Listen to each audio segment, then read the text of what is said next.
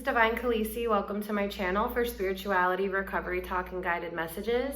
I'm really excited because I have AJ here today. He's like a brother, you know, him and his brother have been super supportive to everybody in our community. And today we're talking about coming back after relapse, what our triggers are or what traumas, you know, trigger us. And like I was telling you a little bit before, how for me, I went to treatment the last time, and that was my first time going there. And I was probably the last person everybody would think would relapse. I was doing extremely well. And, you know, the pandemic hit and, you know, the meetings were shut down. My kids' daycare was closed. There was all these things that were happening. And I just slowly started to, you know, stop using my coping skills. I had a lot of stressors, you know, and I was making a lot of money because I was working at home. So like we were talking about like how money can be a trigger too. And then, you know, I met somebody and they were hiding their use when we met, and then, you know, it just unfolded, and it ended up, the consequences of that ended up being like my kids were taken, you know, I lost my apartment. I isolated so bad to the point where I didn't even have anyone to call. Like I literally could pick up my phone and call any number and nobody would answer. Like, and it wasn't even the fact that I like burned bridges with those people. They just like had to love me from afar. And it was hard. It was really fucking hard. And I went on a run for about like a year, and it was extremely difficult to like ask for help at that point and try and come back. So I'm gonna talk to AJ, like maybe just a little bit about yourself and how you got here. Yeah. So I started this 2 years ago. I started going to treatment, and I was here like 5 months. Everything was going well. My issue really was at that time was not being able to let people go. Like my brother, who's here now. He wasn't here the first time that I came through, and I thought that I had to go back and save him, and that ultimately ended up being my demise, because I relapsed. I went back to the house we were in with you know, addicts and drugs, and I thought that I was strong enough to be able to handle it, and I wasn't. Yeah. And I wanted to come back immediately here, but I didn't. Because I was embarrassed, and you know, I had told everybody first time, I'm gonna get the first time, I'm gonna be that one, you know. Yeah, I did that too. And it didn't happen, so I stayed out for 8 months using until I, you know, a job that I had for 10 years, I quit that. I moved to another drug as well as the drug I was using, and it got really, really bad until I mean, everything was unmanageable. Everything, my emotions, not being able connection with people that I had. I also isolated myself. I did not hang out with anybody, like nobody. Everybody, yeah. I cut out completely.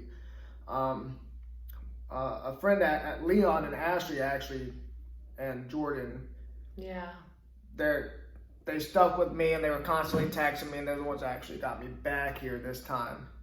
I started this in June, so I've been doing this for like 5 months now, and you know, I recently relapsed. I want to say for me this time my biggest trigger has been women. Yeah. That'll do it. It's you know, you get clean, everything starts coming back, and you start building connections with people, and you know, you're with people all day, every day. So like a day here is like, you know, it's like 3 days here compared to like 1 day out there, a week or two out there, you know, yeah. You're constantly with people. Mm-hmm. There's no separation at all. So you build connections pretty quickly here. And you start getting everything back, like your testosterone and all the emotions and everything that you lost during your addiction starts coming back like tenfold. So you just like, you need connection. You need, like, you know, physical, emotional, mental. You need all of it, you know. Especially when you get clean, or you crave it, you know. Anyways. Yeah.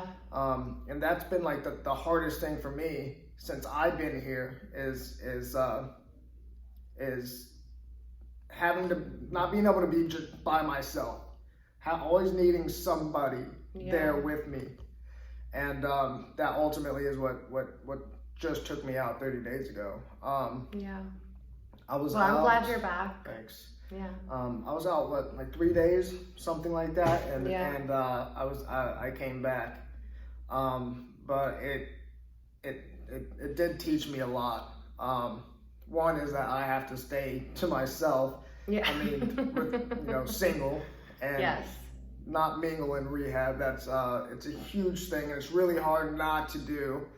But it's so important for me to just focus on myself and really like dig deep into my issues and be able to like be comfortable with myself and to be just be alone with myself and in my head and everything. I need to be able to learn how to cope without using other people or need other people's validation from other people. And so that I think that was like my biggest thing. But this time around I haven't hooked up with anybody or anything like that. Disclaimer. And I'm it's a struggle, but I'm doing it. I know that I need to do it. I'm hitting the gym as usual, dieting. I'm working on self-discipline in other areas.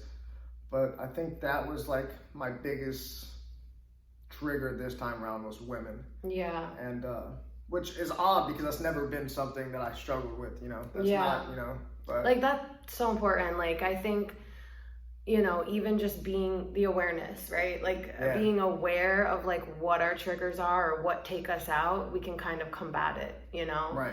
Like, I know typically in treatment or in therapy, we do like a relapse prevention program, but I do that shit like every day. I asked my therapist to print me out like a stack of relapse prevention plans, just different ones. And I try to do one every day. And I'm like, cause if you know what takes you out, like you can combat it. Like you sit down, you write it out, whether it be trauma or triggers, or trauma or women or whatever it is, like, what it is, like that's half of the battle. Yeah. Right. Sure. Like they say, like, you don't know admitting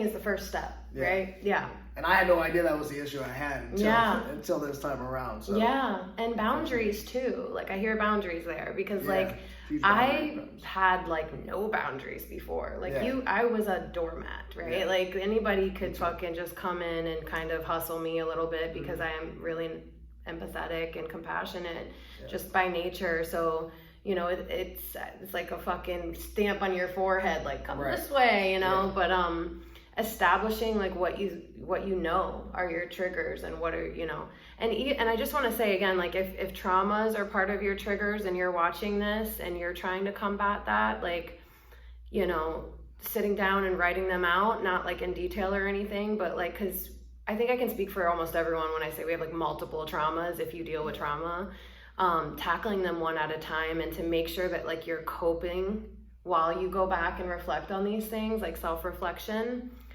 because it can bring up a lot of feelings. Like if you're sitting there like, I know women take me out, and then you start thinking about your fucked up relationships, that's bringing up those emotions again. So just make sure like you're coping when you're dealing with those things, and know that it's not your fault. Like a lot of this shit is not our fault. We don't really have control over the way people treat us or things that happen to us. But I think it's important to establish the fact that it's not our fault.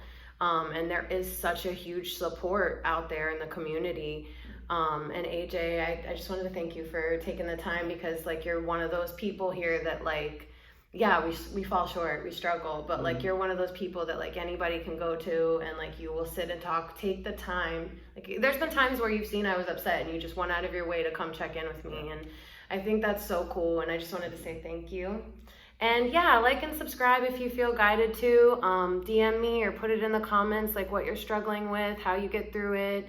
If you're coming back after relapse, know that like we're here with open arms, and I'm sure wherever you are that there's support out there. Just reach out, pick up the phone and make it known like you need help. Yeah. Don't let your pride and ego get in the way of coming back either. That was a huge thing for me. Yeah. My pride and ego got in the way, Yeah, or like shame and guilt. That's a big part of it too. So don't be afraid to come back, because a lot of the times we come back even stronger. Yeah. All right, thanks guys.